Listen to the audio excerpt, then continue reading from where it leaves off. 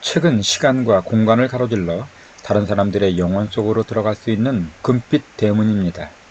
안녕하세요. 오늘 여러분들과 함께 여행해 볼 책은 움베르토 에코의 장미의 이름입니다. 움베르토 에코의 장편소설 장미의 이름은 그야말로 소설이라는 문학 형식이 제공하는 극한의 흥미와 지적 만족감을 안겨주는 작품입니다. 1980년 출간 이후 전 세계적으로 무려 2천만 부 이상이 판매되면서 20세기 후반 최고의 걸작이라는 찬사를 받아왔습니다. 당대 최고의 지식인이자 독서가인 움베르토 에코는 추리소설이라는 장르를 통해 14세기 비밀스러운 수도원에서의 연쇄 살인사건을 매우 치밀하고 밀도 있게 묘사하고 있습니다. 1932년 이탈리아에서 태어난 움베르토 에코는 기호학자, 미학자, 언어학자, 철학자, 사학자, 소설가, 비평가로서 그야말로 지성의 다양한 분야를 탐구한 인물입니다. 그는 모국어인 이태리어를 제외하고 무려 8개 국어를 자유자재로 구사했다고 하며 자신이 재직하던 볼로냐 대학교 도서관에 있는 모든 책의 위치를 알았을 정도로 놀라운 기억력의 소유자였습니다. 움베르토는 장미의 이름 외에도 푸코의 진자, 전날의 섬, 바우돌리노, 세상의 바보들에게 웃으면서 화내는 법 등의 작품을 남겼습니다.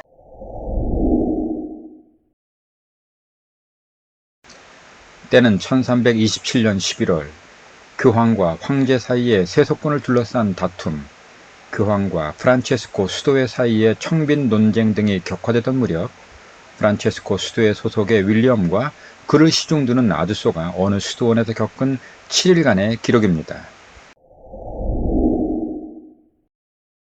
11월 말 밤새 얕은 눈이 내린 어느 날 아침 노새를 탄 윌리엄과 아두소는 이탈리아 북부의 한 수도원에 도착합니다.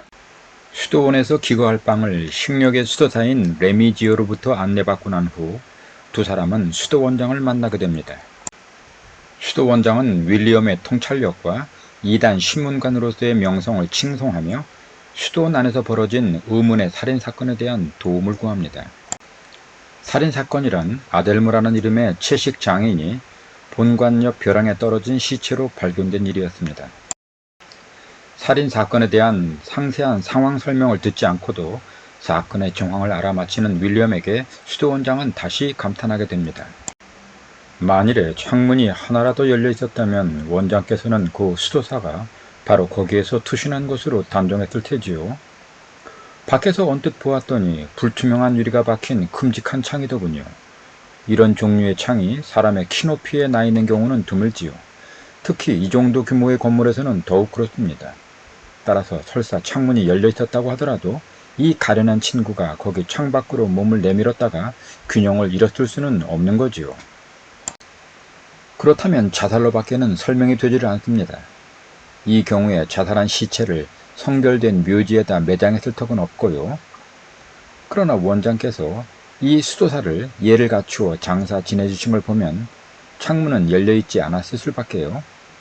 만일에 문이 닫혀 있었다면 이 시체는 분명히 사람의 손이나 악마의 권능에 의해 떠밀린 것입니다.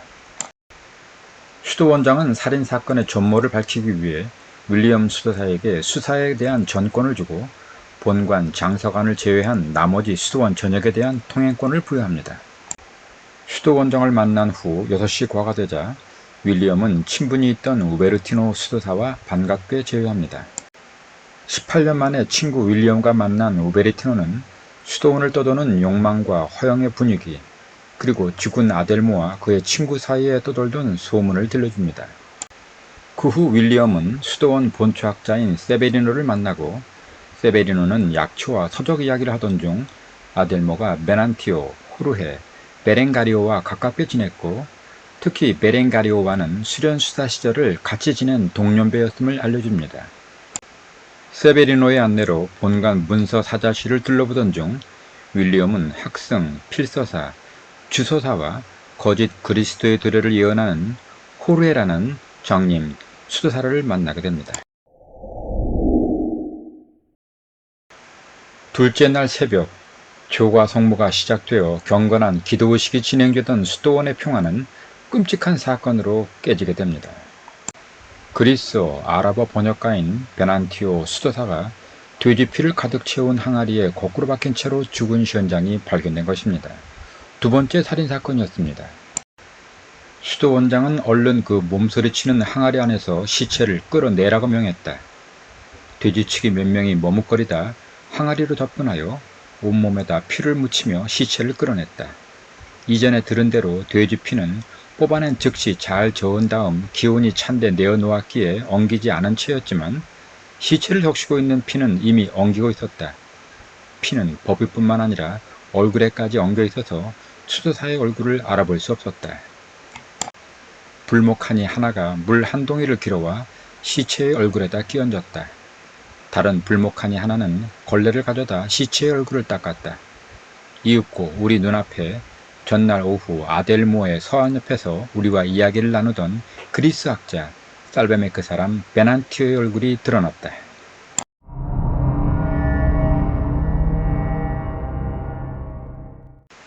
현장을 자세히 살펴본 윌리엄 수도사는 시체의 상태와 본초학자 세베리노의 진술을 토대로 범인은 베난티오를 독살한 후 시체를 돼지 항아리에 처박았다고 잠정적인 결론을 내립니다.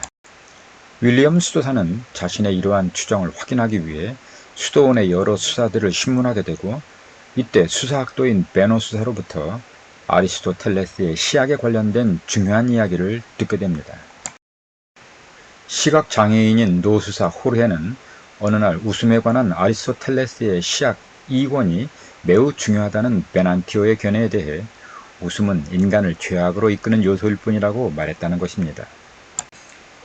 윌리엄 수도사는 어쩐지 불안해 보이는 베렌가리오를 신문관 특유의 직감으로 두 살인사건과의 연관을 추궁했고 베렌가리오는 겁에 질려 아델모가 죽기 직전 자신을 만났던 상황을 털어놓습니다. 베렌가리오는 멍청하고 음탕한 동성애자로 보조사석의 수도사로 일하며 수시로 아델모와 동성애를 벌였고 죄책감을 이기지 못한 아델모가 투신 자살하게 한 장본인이었던 것입니다. 한편 돼지통에서 죽은 채로 발견된 베난티오의 죽음의 원인을 찾기 위해 그가 그리스어 번역가로 일하던 문서 사자실에 들른 윌리엄은 뜻밖의 나타난 맹인 수도사 호르헤와 웃음 논쟁을 벌이게 됩니다. 글쎄요, 내게는 이해가 안 가는군요. 예수님이 웃으셨는지도 모른다는 이야기만 나오면 왜 그렇게 쌍수를 들고 논파려고 하시는지 나는 이해가 안 갑니다. 나는 웃음이라는 것은 좋은 약일 수도 있다고 생각하는 사람입니다. 웃음은 목욕과 같은 것이죠. 웃음은 사람의 기분을 바꾸어주고 육체에 낀 안개를 걷어줍니다. 우울증의 특효약이라고 하면 어떨까요? 목욕이라는 것은 좋은 것입니다. 아퀴나스의 성인 토마스께서도 비탄을 가시게 하는 한 대증방편으로 목욕을 권했지요. 과감하게 떨쳐버릴 수 있다는 걸 보이지 않으면 비탄이라는 것은 언제든지 악마에게 이용당할 수 있다는 것이니까요. 목욕은 흐트러진 기분을 올곧게 세워줍니다. 다만 웃음이란 육체를 뒤흔들고 얼굴의 형상을 일그러뜨리게 함으로써 인간을 잔나비로 격화시키는 것일 뿐입니다. 윌리엄은 의도적으로 웃음에 대한 옹호를 펼침으로써 사라진 아리스토텔레스의 시약 2권과 호르헤 수도사와 두 살인사건의 연관성을 밝히려고 하지만 끝내 실패로 돌아가고 맙니다. 9시과에 윌리엄과 아드소는 수도원장을 다시 만나게 되는데 수도원장은 교회 제단 앞에서 제기, 성배, 접시, 성체 안치기, 십자가 등 화려하고 아름다운 성물들을 과시합니다. 이윽고 윌리엄 수도사와 수도원장은 수도원의 화려한 성물들을 앞에 두고 그리스도를 섬기는 자로서 갖춰야 할 청빈에 대한 논쟁을 벌이게 됩니다. 청빈이라. 수도원장은 여전히 자기 생각에 취한 채 중얼거렸다. 눈앞에 귀한 보석이 데려다준 저 아름다운 우주의 세계에서 현실로 돌아오기가 몹시 아쉽다는 표정이었다. 아, 네, 해야지요. 이로써 두 분 사이에 격렬한 논쟁이 시작되었다. 그러나 논쟁의 내용은 내가 알지 못하는 것이 태반이었다. 나는 두 분의 이야기를 들으면서 그 의미를 꿰어서 헤아리려고 했었다.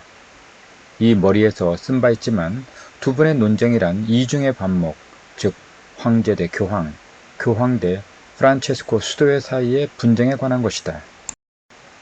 한편 돼지통에 빠진 시체로 발견된 베난티오 살인사건의 범인을 찾기 위해 문서 사자실에 들른 윌리엄은 주변 수도사들이 판사코 베난티오가 작업하던 서안에 대한 접근을 방해하는 와중에 알리 나르도라는 수도사를 만나게 됩니다.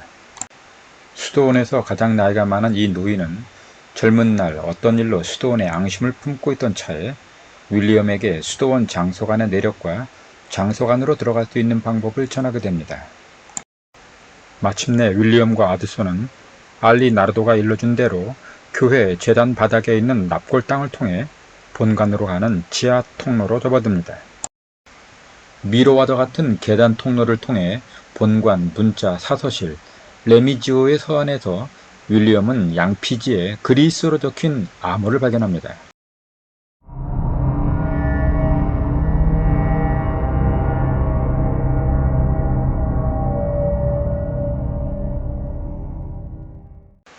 바로 그때 두 사람은 본관에 다른 사람의 인기척을 느끼게 되고 그를 추적하러 다녀오니 레미지오의 서안에 있던 책 한 권과 윌리엄의 안경이 없어집니다.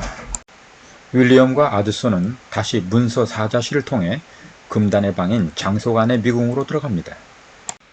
장소관의 첫 방은 창이 없는 칠면 벽실이었고 그중 4벽에는 각각 문이 달려 있었는데 방 안에는 수많은 두루마리와 서책들이 보관되어 있었습니다.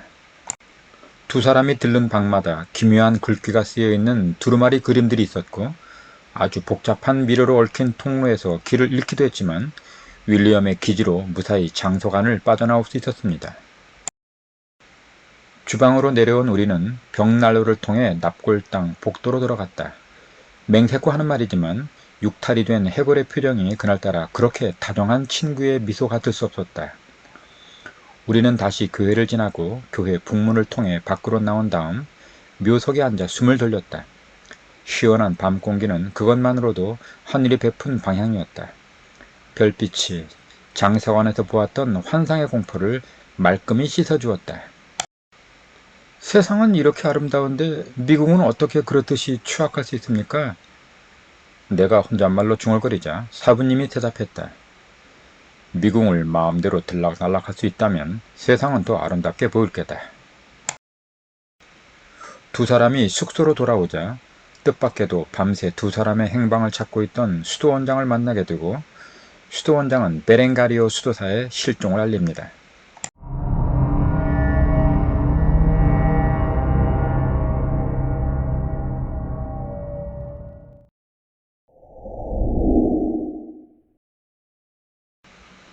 베렌가리오의 실종으로 수도원은 다시 발칵 뒤집히고 수도원장의 지시로 수도원 경내를 샅샅이 뒤지던 한 수도사가 베렌가리오 방에서 피 묻은 흰 천 조각을 발견합니다. 세시과 아드소는 문서 사자실에서 자기 교단의 역사와 서책의 운명에 대해 묵상합니다. 나에게는 그런 괴이한 사건이 수도원에서 일어났다는 사실이 그리 놀랍지 않았다. 까닭인즉 수도사들이라는 사람들은 바로 학문에 몸을 바친 사람들이고 수도원 장서관이란 곧 천상의 예루살렘이자 미지 세계와 하데스의 변경에 가려놓인 지하 세계 일터이기 때문이었다. 말하자면 이들은 모두 장소간의 규칙과 금기에 완전히 매료당한 사람들이었다. 그들은 장소간과 더불어 장서관을 위해서 사는 사람들이었다. 어쩌면 그들 모두가 때가 이르기만 하면 장소간의 철통같은 방어막에 방귀를 들 우명한 꿈을 품은 채 살고 있는 사람들인지도 모르는 일이었다.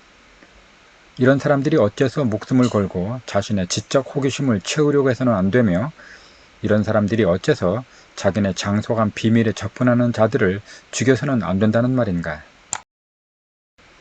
한편 아드소는 교회 주방에서 살바토레로부터 그가 살아온 기괴하고도 파란만장한 인생 역정을 듣게 됩니다. 살바토레는 곱추 수도사로 오랫동안 식력의 레미디오와 알고 지내던 사이였는데 그는 요상한 주술을 알고 있었고 이단 신문관을 피해 이곳 수도원으로 피신해온 인물이었습니다. 9시고가 되었을 때 아드소는 이단의 흐름과 교회에서의 평신도의 역할에 대한 윌리엄 수도사의 예리한 생각을 듣게 됩니다. 나는 수세기 동안 우리 모둠사리의 몸이기도 했던 교회의 몸, 즉 하나님의 백성이 너무 비례하고 그 관심하는 영역이 넓어져 지나온 길에 모든 나라의 찌꺼기를 운반하느라고 그 순수성을 상실했다는 말을 하고자 하는 것이다. 삼각주의 지류는 되도록 빠른 시간에 바다에 다다르는 순간, 즉 정화의 순간에 이르려는 강의 기도를 반영한다. 나는 비유를 통하여 너에게 강이 그렇지 않아도 온전하지 못한 판에 여기에 이단의 교파와 개혁의 운동이 가세하면서 아주 남마가 되고 말았다는 말을 하고자 한 것이다. 내 하잘것없는 비유에 힘으로 강둑을 쌓으려 하나 그 뜻을 이루지 못하고 마는 인간의 모습을 덧붙여도 좋겠다. 삼각주의 지류 중에는 중간에서 막혀버리는 것도 있고 인공의 운하를 통하여 다시 강에 이르는 것도 있고 처음 그대로 흐르는 것도 있다. 무슨 까닭이더냐. 모든 것을 구속할 수는 없는 법이다. 강에게 가장 중요한 것은 흐르는 것이다. 제 흐를 길을 제대로 알 수만 있다면, 이로써 제대로 흐를 수만 있다면 물의 일부를 잃은들 어떠랴. 만과가 되자 수도원장은 윌리엄을 만나 교황으로부터 궁병대 지휘관과 사절단 경호를 위임받은 베르나르 기라는 냉혹한 이단 신문관의 수도원 방문 예정을 알리고 살인사건을 조속히 밝혀줄 것을 요구합니다. 만약 베르나르 기가 수도원 내 살인사건의 진상조사를 맡게 된다면 수도원의 지휘권 전체를 양도하는 계기가 된다는 것을 수도원장은 우려하고 있었습니다. 윌리엄은 수도원장에게 이미 사망한 채식사 아델모와 번역가 베난티오, 그리고 실종된 보조사서 베랭가리오가 모두 장서관과 연관되어 있는데 자신의 수사 범위에서 장서관을 제외한 수도원장의 조치에 대해 항의합니다. 끝내 장서관 출입에 대한 승낙을 받지 못하자 윌리엄과 아드소는 컴컴한 장서관 안에서 방향을 잃지 않도록 해주는 나침판 기능을 하는 장치를 고민하기도 하면서 본관 밖에서 대체적인 장서관의 설계도를 그려봅니다. 한편 아드소는 혼자 본관 장서관에 들러 이런저런 서책을 둘러보다가 계단 통로를 거쳐 들어간 주방에서 어떤 여자를 만나게 됩니다. 아름답지만 피에 굶주린 천사 같은 처녀였습니다. 아드소는 젊은이의 충동적 본능을 이기지 못하고 그 처녀와 불꽃 같은 정념으로 사랑을 나누게 됩니다. 여자의 입술이 다가왔다. 그녀의 사랑은 포도주보다 달았고 화장품 냄새는 향기로웠다. 목은 진주처럼 맑았고 뺨은 귀고리 아래로 붉었다. 사랑이여, 아름다워라. 그대의 눈은 비둘기 눈 같구나. 모습을 보여다오. 목소리를 들려다오. 그대 목소리는 아름답고 그대 모습은 내 넋을 빼앗을 것이므로 오, 내 누이여, 그대는 내 영혼을 황홀케 하는구나. 그대의 눈으로, 그대 목걸이의 사슬로, 그대 입술은 벌집으로 떨어지니 그대 혀 밑에서 꿀과 젖이 고이는구나. 그대 숨결은 능금향기, 그대 가슴은 포도송이, 그대 입 천장에서는 독한 포도주가 흐르는구나. 감송향과 사프란, 창포와 육개와 베누스 신목과 침향향기가 고루 흐르는 새암이여, 나는 내 꿀로 벌집을 먹었고 내 젖으로 포도주를 마셨구나. 대체 그대는 누구던가? 새벽처럼 일어났을 때 달처럼 아름다운가 하면 태양처럼 명징하고도 기치 창검을 시위하는 군대처럼 위풍당당한 그대는 대체 누구던가? 기진한 아드소는 주방에서 잠이 들었다가 처녀가 놓고 간 보퉁이 안에서 엉겨붙은 동물의 염통을 발견하고 그만 기절하게 됩니다. 눈을 떠보니 윌리엄이 보였습니다. 한동안 안 보이는 아드소를 찾아 주방까지 쫓아왔다가 혼절해버린 아드소를 발견한 것입니다.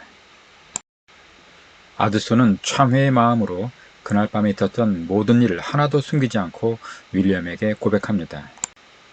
그 후 두 사람이 주방에서 나와 교회 쪽으로 갔을 때 제단 위에 웅크린 알라나르도 수도사의 묵시론적 독백을 듣고 베랭가리오의 시체가 욕장에 있음을 알아냅니다.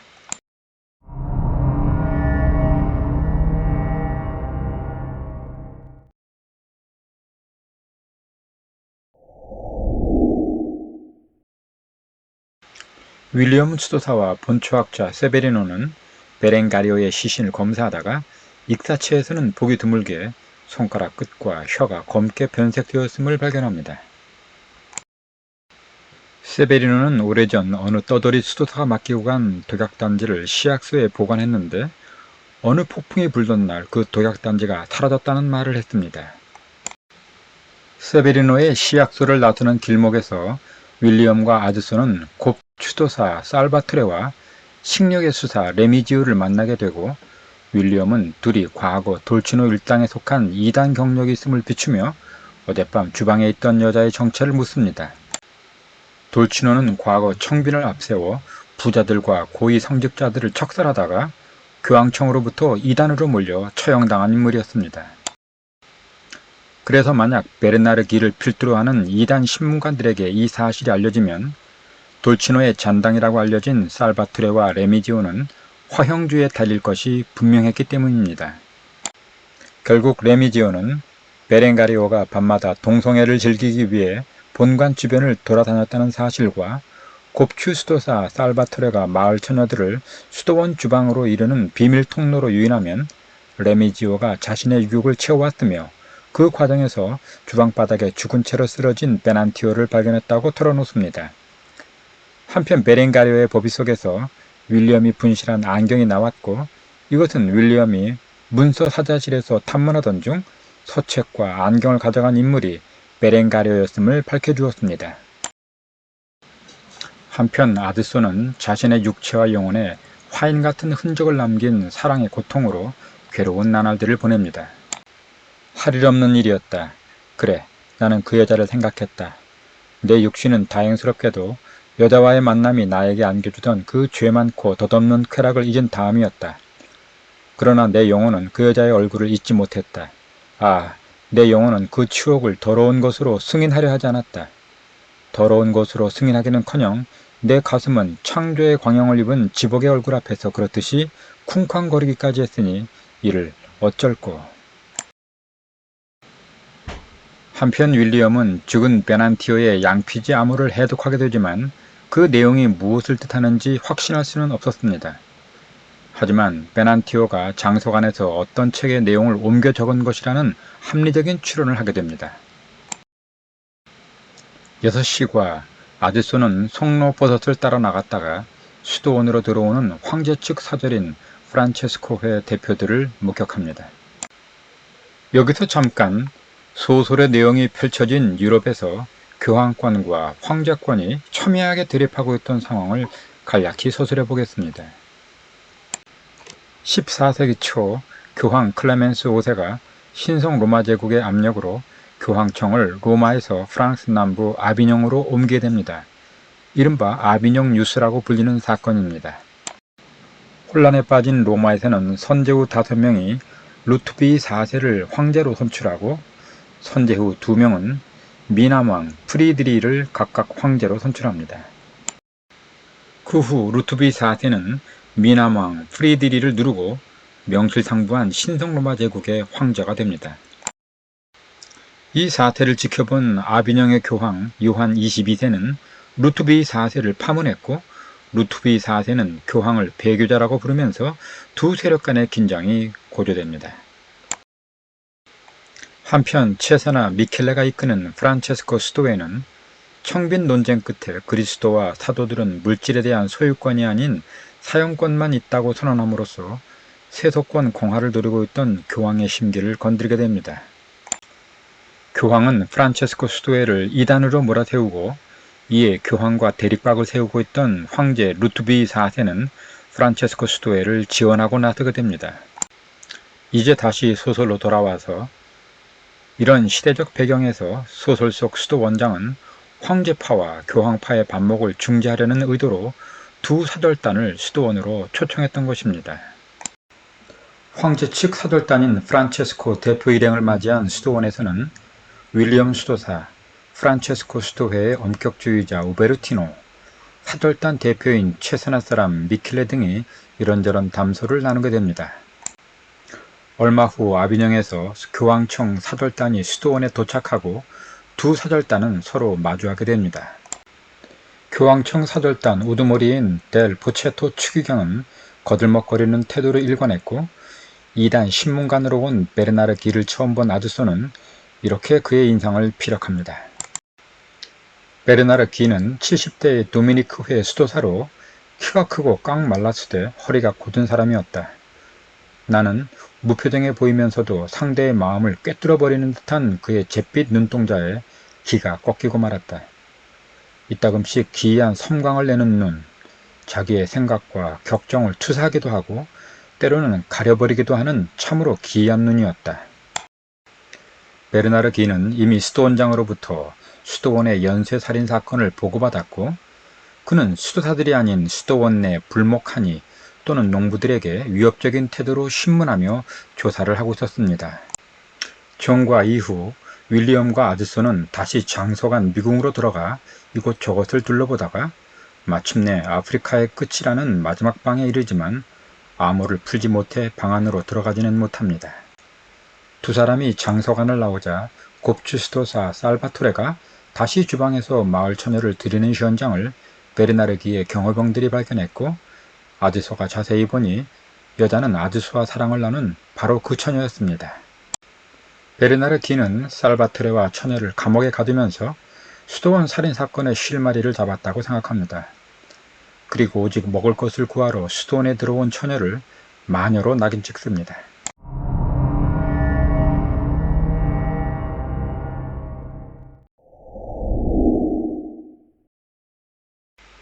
한식과 황제파와 교황파 사절단들은 회의에 나서지만 그리스도의 청빈에 대해 지리한 갑론을박을 하다가 급기야 이전 투구를 벌이기에 이릅니다. 집회소에서 양쪽 사절단의 추잡한 드자비를 보고 있던 윌리엄은 본초학자 세베리노의 갑작스러운 호출을 받고 밖으로 나옵니다. 세베리노는 자신의 시약소에서 이상한 책 하나가 발견되었는데 아마도 죽은 베렌가리오가 욕장에 가기 전에 시약소에 먼저 들렀음에 틀림없다고 말합니다. 황실 신학자로서 집회에 참석해야만 했던 윌리엄은 어쩔 수 없이 아드소에게 어느새 나타난 장림 수도사 호르헤의 뒤를 밟으라고 지시하고 회의에 참석하기 위해 집회소로 들어갑니다. 회의가 진행되던 중 베르나르 기의 경호대장이 네 번째 살인사건이 일어났음을 알립니다.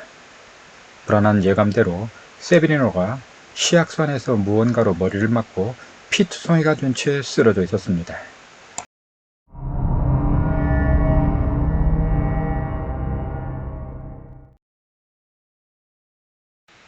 베르나르 기의 경호병들은 현장에서 식력의 레미지오를 유력한 용의자로 체포하여 끌고 갔고 윌리엄은 현장에서 천구이에 맞은 세베리노의 시체를 살피던 중 레미지오가 자신에게 말한 베르나르 기의 경호병들은 현장에서 식력의 레미지오를 유력한 용의자로 체포하여 끌고 갔고 윌리엄은 현장에서 천구이에 맞은 세베리노의 시체를 살피던 중 세베리노가 자신에게 말한 이상한 서책의 행방을 쫓습니다. 서책의 행방은 묘연했고 윌리엄은 현장에서 붙잡힌 레미지오의 신문 현장을 찾고 베르나르 기는 노련하면서도 치밀한 신문을 통해 레미지오가 이미 이단으로 단죄된 돌치노의 밀서를 지니고 있었다는 사실을 밝혀냅니다. 레미지오의 진술에 의하면 돌치노의 위험한 밀서를 받은 레미지오는 장소간 사서인 말라키아에게 보관을 의뢰했는데 세베리노가 이상한 서책 운운하자 밀서가 누출된 것으로 오해하고 세베리노의 시약소로 갔다는 것입니다. 신문 이후 우베르티노는 망명을 떠나고 세베리노의 시약소에서 문제의 서책을 가져간 베노는 당당하게 보조사서직을 위해 장소간 사서인 말라키아와 거래를 했음을 당당히 밝힙니다. 윌리엄과 아드소가 조가 성무에 들어가고 잠시 후 찬미가 세데룬투가 울려 퍼지고 있을 때 갑자기 장소간 사서 말라키아가 바닥에 꼬꾸라집니다.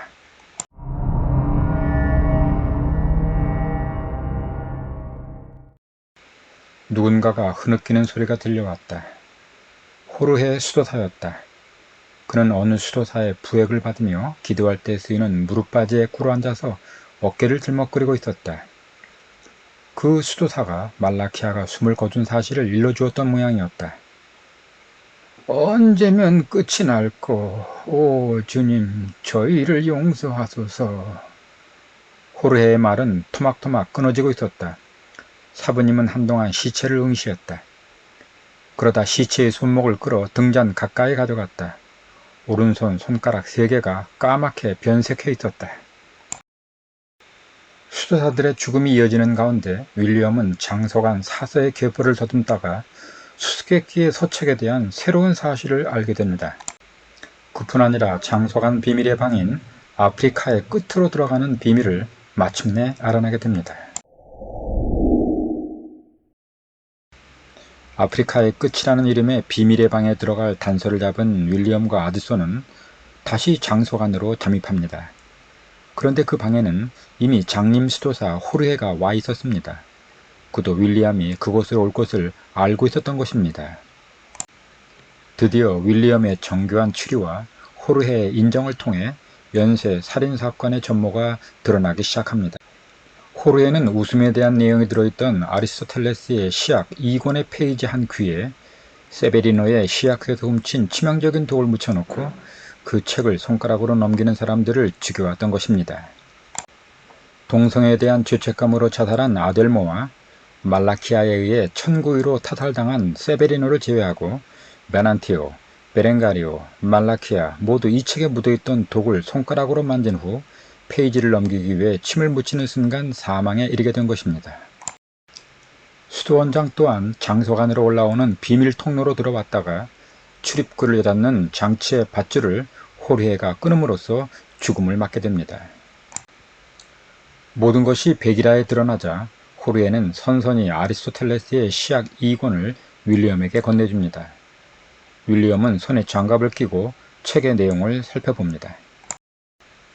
제1부에서 우리는 비극을 다루면서 이 비극이 연민과 공포를 이야기함으로써 카타르시스의 창출을 통해 이러한 감정을 씻어내는 과정을 검토해 보았다. 이제 약속대로 희극을 풍자극, 광대극과 더불어 다루면서 이 희극이 어리석은 자들을 즐겁게 함으로써 비극과 같은 작용을 하는 과정을 검토해 보기로 하자. 우리가 영혼에 관한 책에서 이미 말했듯이 인간은 하고 많은 동물 가운데서도 웃을 줄 아는 유일한 동물이다. 따라서 이 웃음이라는 현상을 충분히 검토할 필요가 있다. 문제의 서책을 살펴본 윌리엄은 호르헤에게 왜 무고한 수도사들을 죽여서까지 웃음에 관한 아리스토텔레스의 시약 2권을 어둠 속에 사장시키려 했느냐는 윌리엄의 물음에 이렇게 대답합니다. 웃음이라고 하는 것은 허약함, 부패, 우리 육신의 어리석음을 드러내는 것에 지나지 않아요. 웃음이란 농부의 여흥, 주정뱅이에게나 가당한 것이요. 지혜롭고 신성한 교회도 잔치나 축제 때는 이 일상의 부정을 용납하여 기분을 풀게 하고 다른 야망과 욕망을 환기시키는 것을 용납하고 있기는 하오. 하나 웃음이 원래 천박한 것, 범용한 자들의 제 진심을 얼버무리는 수단, 평면을 비천하게 만드는 것이면은 변함이 없어요. 이 서책에 웃음은 예술로 과대평가되어 있고 식자들의 마음이 열리는 세상의 문으로 과장되어 있어요. 이것이 철학이나 부정한 신학의 대상이 된 데서야 어디 말이나 되는 노릇입니까? 가만히 자리에 앉아있던 호르헤가 갑자기 독이 묻은 서책을 가늘게 찢어 목으로 넘기기 시작합니다. 그리고 방 안에 있던 등잔불을 빠른 손놀림으로 꺼버립니다.